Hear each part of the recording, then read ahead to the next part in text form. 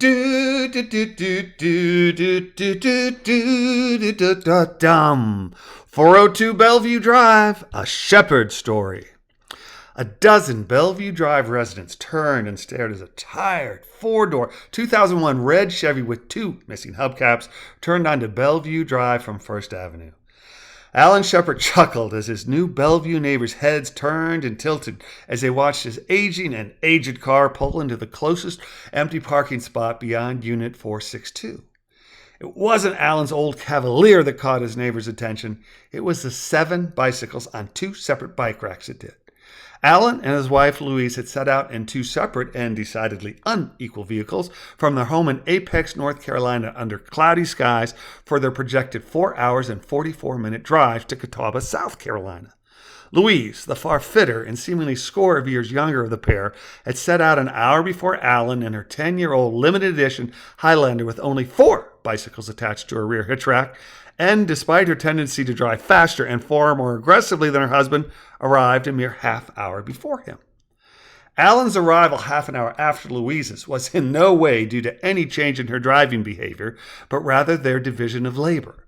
Louise had packed her 7-passenger Highlander with items that simply would not fit in their 3-bedroom, 2-story townhouse rental and had driven to a storage unit where the Shepherds had begun stashing items from their Apex home that they wished to keep, but would have no room for until they're even farther into the countryside and further from civilization new home was completed, a process that was moving at a far slower pace than either Shepherd had been led to believe. Seeing his wife unpacking the Highlander in their driveway, Alan finger-waved through the Cavalier's window before pulling forward into the empty parking space. Opening his door and exiting his car, he scanned the dozen youngsters playing in the street a dozen units beyond 462, 1 second before unpleasant olfactory stimulation caused his face to blanch and his head to retreat slightly on his neck.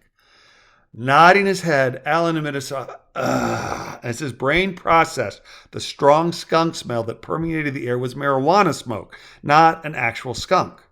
Removing the 3 rubber fasteners and 2 nylon straps from the first bicycle on the 4-bike hitch rack, he lifted a classic 50-plus-year-old, made in the USA Schwinn Sting BMX bike from the rack and rolled it towards the driveway. Passing a man who watched him from the driveway next door, Alan smiled, nodded, and said, "Hey!" as he walked by, his neighbor responding by silently staring at Alan as he rolled the BMX bike along. Reaching his driveway, he greeted and bussed his wife in passing, then rolled the Sting into his garage before stepping inside and darting it into the downstairs powder room. Bladder empty and hands washed, he returned to his wife and asked, "How's the drive?" "Fine, no real problems," Louise replied with an eyebrow-raising shrug. "How about you?" "Same, except there are way too many Christian radio stations down here," he laughed, assumed an NYC accent, and added, "Oy vey, what pain!" "Oh, yeah," Louise exclaimed, her shoulders drooping. "I meant to tell you how to use your phone to access Sirius XM. It was all right. Just a few spots where my radio station choices were bad or worse. I survived." "Ooh, can you smell that smell?" he sang with a grin. "The smell of death surrounds you." "Oh, I smell lots of smells, and that is by no means the worst of them. I guess it's so pungent that it's overwhelming anything else. All right, no rest for the wicked," he added with a smile before checking for cars and crossing back to where his car was parked. As he was pulling the next bike off the rear rack, 2 black children who looked to be roughly 10 years old walked down the street where they'd been playing. One said, "Hey, you moving in here?" "Yep," Alan said with a smile, adding, "Right over there," as he pointed towards his townhouse. "We're living here while we have a house built." "A big house?" the boy asked. "Pretty big. Like, how big?" "Bigger than all them houses?" the boy asked, pointing at 4 nearby row houses. Sort of. Our house is only going to be 1 story, not 2. If you took those 4 houses and put them back to back and chopped off the second floors, it'll be about that big." "Wow, that's huge," the same child said. "That's got to be a lot of money. I bet that's 300,000. Close," Alan said. "You sure like bikes, don't you?" the other boy said.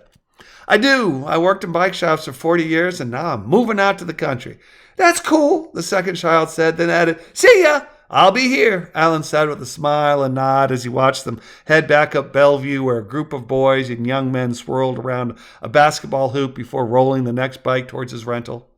An SUV pulled up to the next door neighbor's house, who had ignored Alan's greeting as a heavy-set white woman and 3 children between 3 and 7 years old climbed out of the vehicle. The man who had ignored him began hollering at what appeared to be his wife and kids.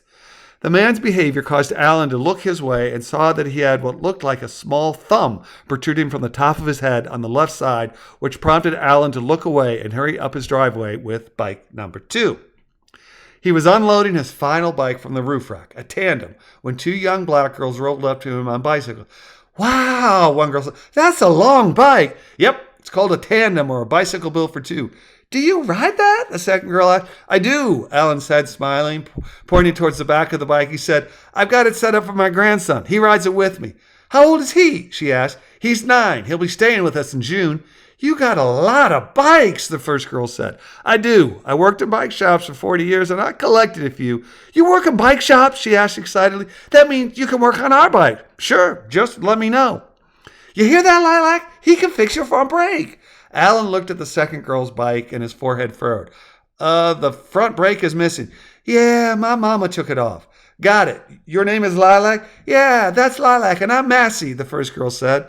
"Well, you both have lovely names. I'm going to roll this inside and then finish unloading the car. Let me know if you need bike help." "Okay," Massey said, "we will. What's your name?" "Oh, pardon me. I'm Alan Shephard. Pleasure to make your acquaintance."